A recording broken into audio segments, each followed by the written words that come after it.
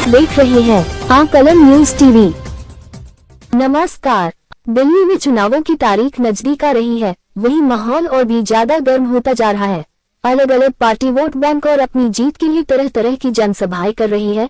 वहीं आज मंगोलपुरी विधानसभा में बीजेपी प्रत्याशी राजकुमार चौहान की जीत के लिए उत्तर प्रदेश का मुख्यमंत्री योगी आदित्यनाथ ने दिल्ली सरकार केजरीवाल को विकास विरोधी बताते हुए मंगोलपुरी की जनता को संबोधित करते हुए कहा, भारी संख्या में मंगोलपुरी विधानसभा क्षेत्र के प्रत्याशी श्री राजकुमार चौहान जी को अपना आशीर्वाद प्रदान करने के लिए उपस्थित मंगोलपुरी के सभी बहनों और भाइयों, आज मुझे इस क्षेत्र में आकर के आप सबका दर्शन करके आनंद की अनुभूति हो रही है। सदी का सबसे बड़ा महाकुंभ प्रयागराज में गंगा, यमुना और मां सरस्वती की पावन त्रिवेणी में महाकुंभ में श्रद्धालुओं का आगमन का अंदाजा भी इसी से लगा सकते हैं कि पिछले 16 दिनों में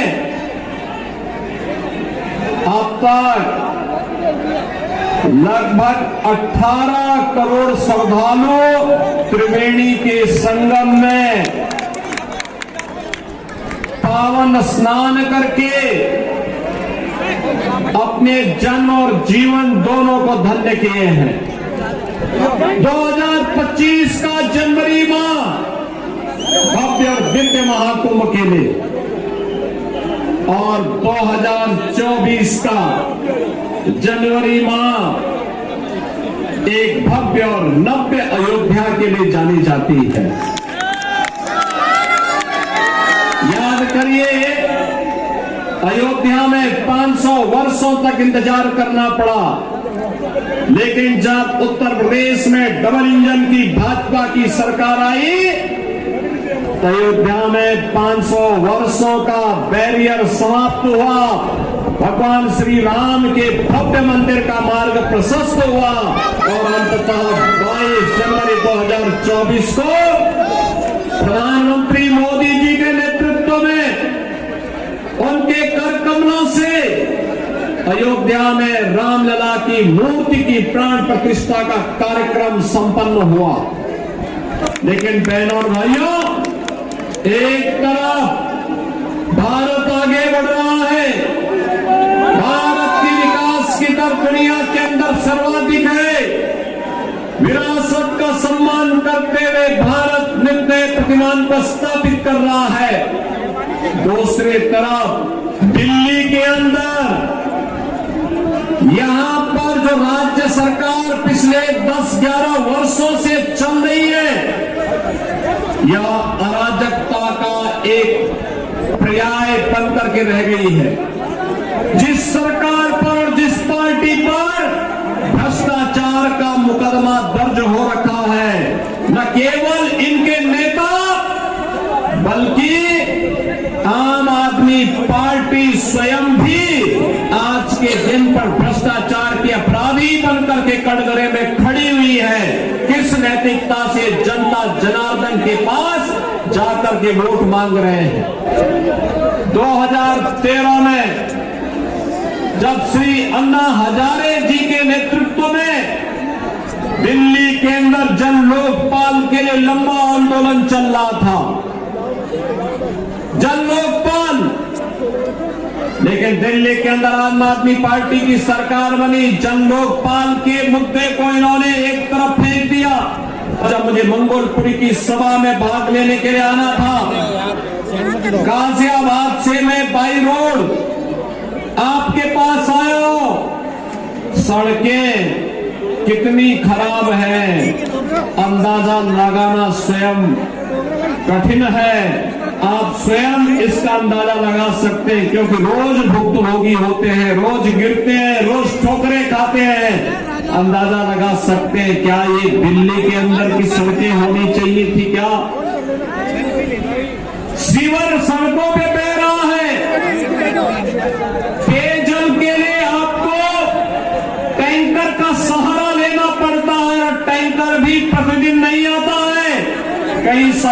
एक दिन आता है, कहीं 2 दिन आता है।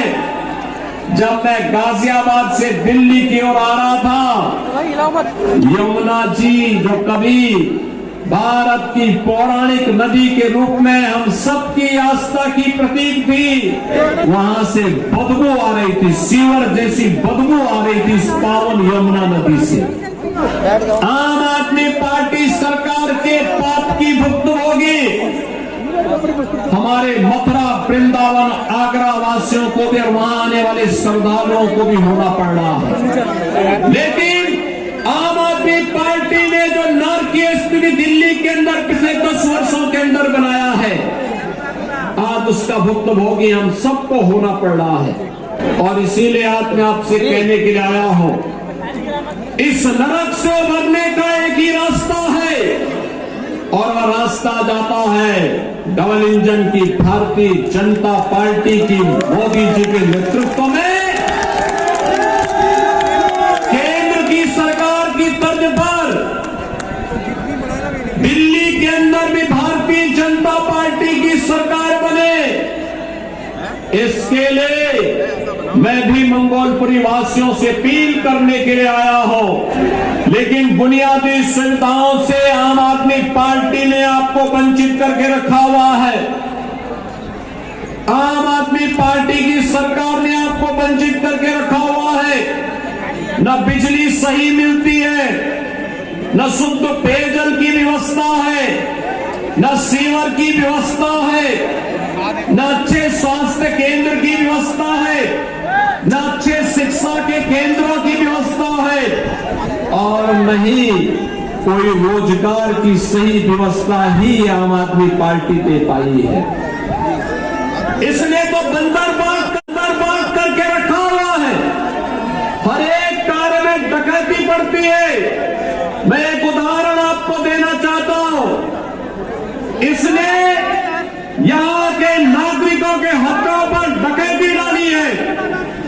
एक होता है श्रमिक कल्याण बोर्ड, और श्रमिक कल्याण बोर्ड के माध्यम से श्रमिकों के द्वारा जो शेष दिया जाता है, उस बीओसी बोर्ड के माध्यम से उस पैसे को श्रमिकों के वेलफेयर के लिए खर्च किया जाता है।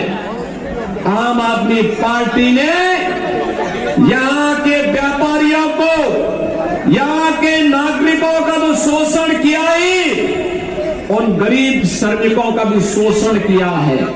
लेकिन एक बात जरूर है, श्रमिकों के हितों से जुड़ा हुआ महत्वपूर्ण मुद्दा है। मैं आपसे पूछना चाहता हूं, आपके लोगों ने,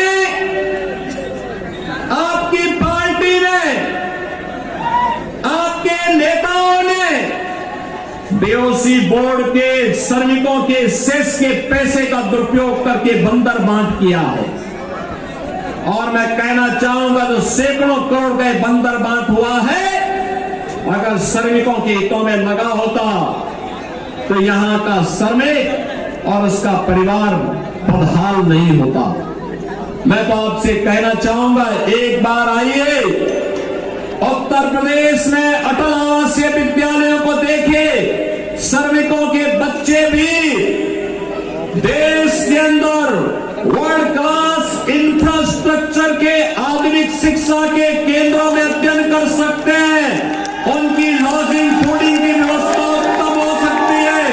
उत्तर प्रदेश सरकार ने आदरणीय प्रधानमंत्री जी के मार्गदर्शन में ये मॉडल हल कमिश्नरी स्तर पर उपलब्ध करवाया है।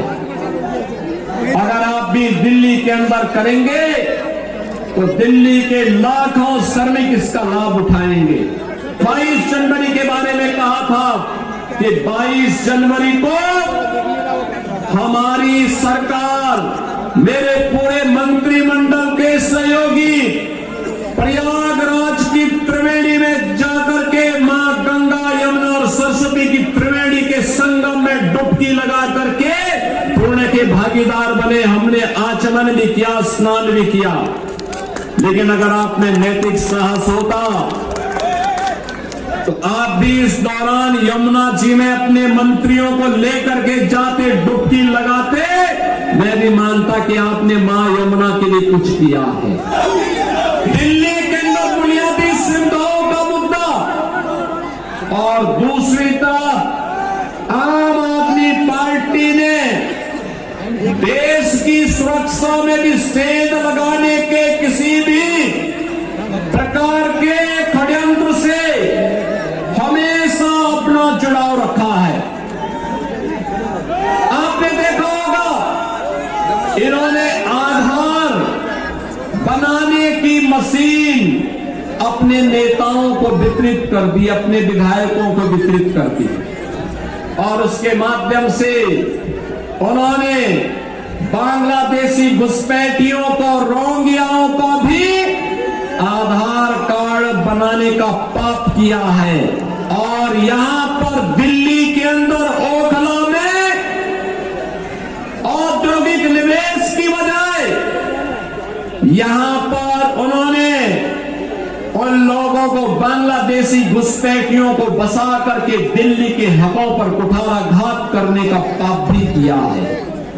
बहनों और भाइयों, यहां आम आदमी पार्टी दिल्ली के हकों पर, दिल्ली की सुरक्षा पर, दिल्ली के नौजवानों के अधिकारों पर, दिल्ली की बहन और बेटियों की सुरक्षा पर सेंध लगाने वाली पार्टी है।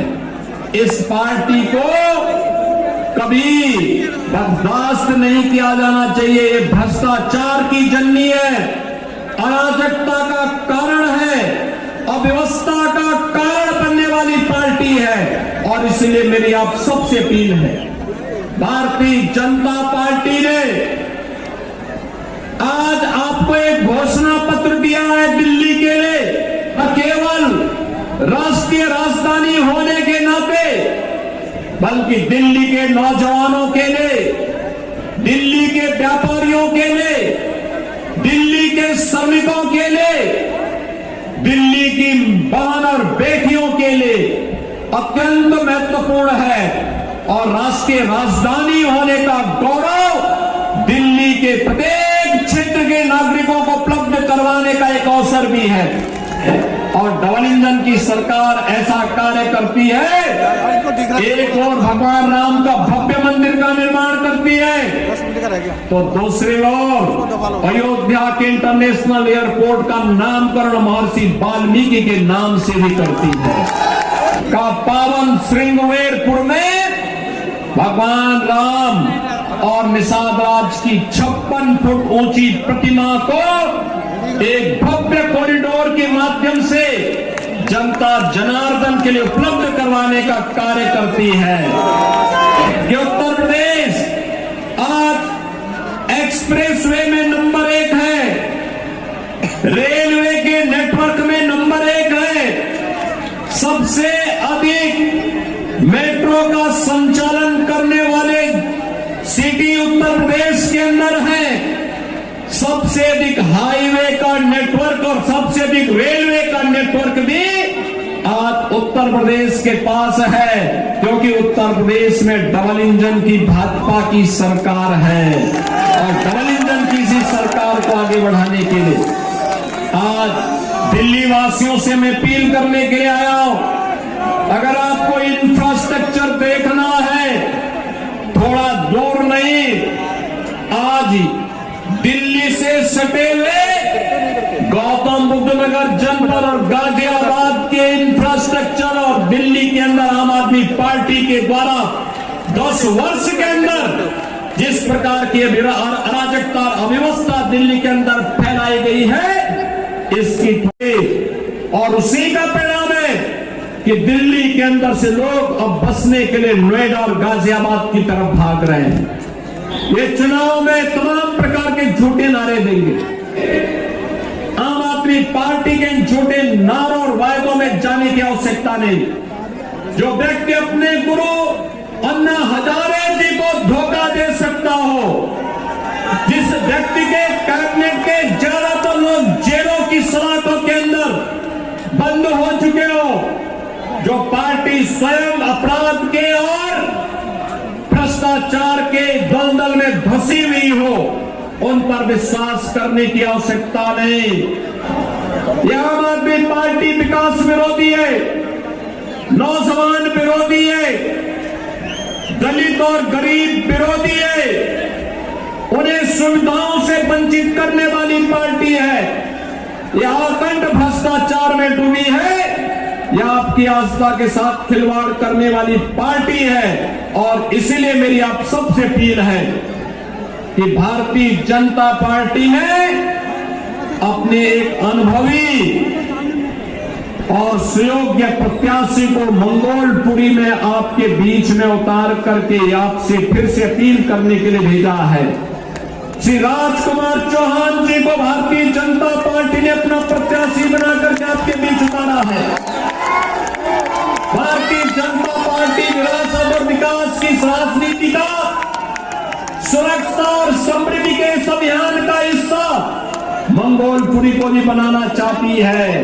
और इसीलिए मेरी मंगोलपुरी विधानसभा क्षेत्र से आप सभी मतदाताओं से अपील है कि मंगोलपुरी के विकास के लिए, दिल्ली के विकास के लिए, दिल्ली की सुविधाओं के लिए, दिल्ली के गरीबों को, दिल्ली के नौजवानों को, यहाँ के दलित और वंचितों को भी उसका अधिकार प्राप्त हो सके, इसके लिए श्री राजकुमार चौहान जी को फिर से विधायक के रूप में चुनने के लिए आपसे अपील करने के लिए मैं आपके बीच आया हूं।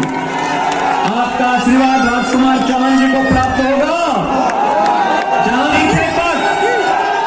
तक मेरी आवाज जा रही है, श्री राजकुमार चौहान को आप भारी बहुमत से विजयी बना के भेजेंगे।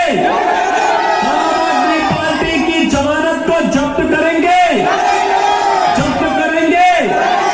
सभी लोग सहमत हैं? दोनों हाथ पकड़ करके मेरे साथ बोलेंगे, भारत माता की जय श्री राम, जय जय श्री राम।